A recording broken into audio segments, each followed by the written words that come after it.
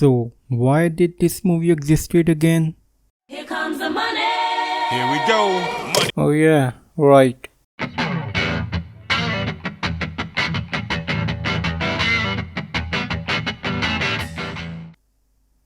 I feel like I'm very late when it comes to reviewing movies, so I might not say anything new about this movie if you haven't heard it already. But then again, I don't think you can say much about this movie, so that leaves the question, why does this movie even exist? Well, why does any product ever exist? Money. If you hadn't guessed it, that answer begs another question. Could this movie have made money? But we don't need to guess this, we already know that the box office for this movie looks really miserable. So why does this movie exist? Well, because the first movie did okay. That's all the information they needed to greenlight this movie. That leaves the studios with the idea of a sequel. And I'm sure even they were aware that the sequel was not going to be a billion-dollar masterpiece, but I can guarantee that they were thinking they will make at least a surefire profit. I mean, it's a superhero movie, of course they will make a profit. I mean, we can look at Antman, but they could have never seen it. From their perspective, they were working on a property that was sure to make some profit. Just like Disney's making profits by remaking the classic Disney movies.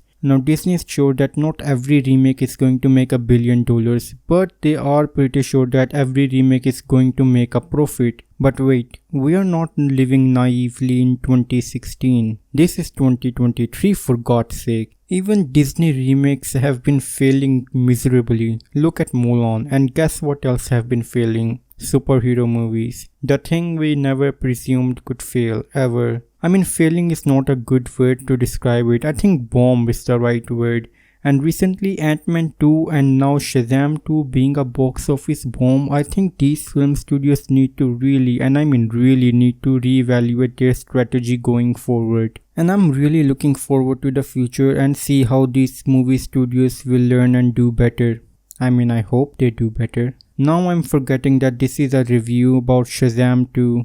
Oh wait, I was talking about something different for 2 seconds and now I'm already forgetting the plot for Shazam 2. But fear not, dear viewer, I will try my best to recollect my memory shots and try to do this review. I must. Now about Shazam 1, it's much better movie compared to this one in my opinion. Why? Because it's been years and I still remember the overall plot of that movie and I'm already forgetting the plot of Shazam 2. God, I need to hurry up this review before I forget everything completely. Anyways, Shazam 1, while it was a movie aimed for children and a lot of Gen Z humor, that movie could get serious when it needed to. For one, I think that movie had a good villain who had a good motivation and a good reason for hating Billy Batson. But in this movie titled Fury of the Gods, you have 3 reject gods who are daughters of a titan called Atlas. It was really hard to take them seriously for some reason. I can't exactly tell why though. Maybe it's the costume that they are wearing which makes them look like they just got out of a Comic Con, or maybe their acting that makes them feel so uninterested in the movie. So remember when I said that the first movie could get serious and even downright violent sometimes? Well, I think when they were making this movie, they really heavily, and I mean really heavily, targeted children as their target demographic. Because this movie is just so,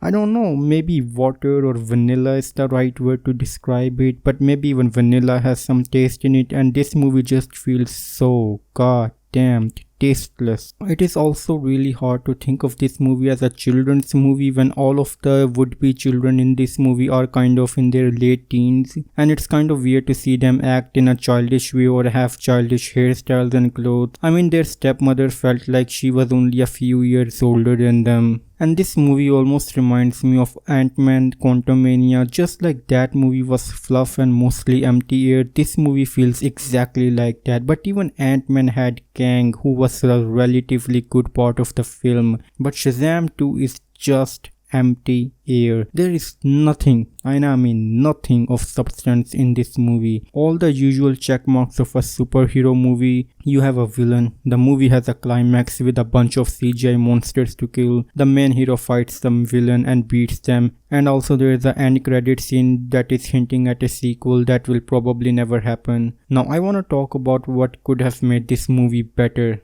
The villain. A good villain can always make a movie better. And what better villain than Black Adam? You already have his movie come out before Shazam 2. Like, all the pieces of puzzles were there. All they had to do was put 2 into 2 together.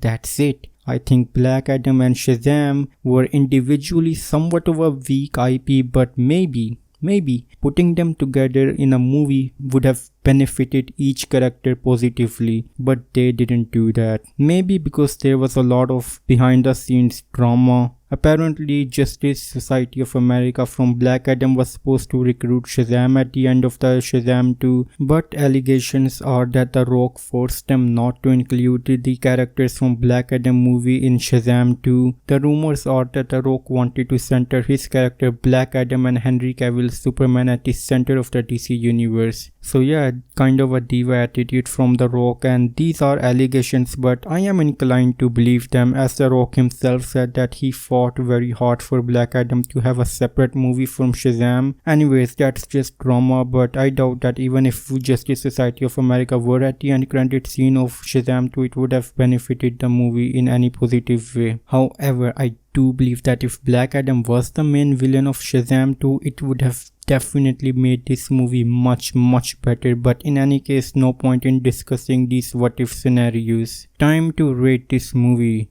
and I will rate this movie a good 40 out of 100, and even that seems generous for this movie. But yeah, let me know how you guys would rate this movie. Did you like this movie? Did you not like this movie? And for now, as always, it's a goodbye.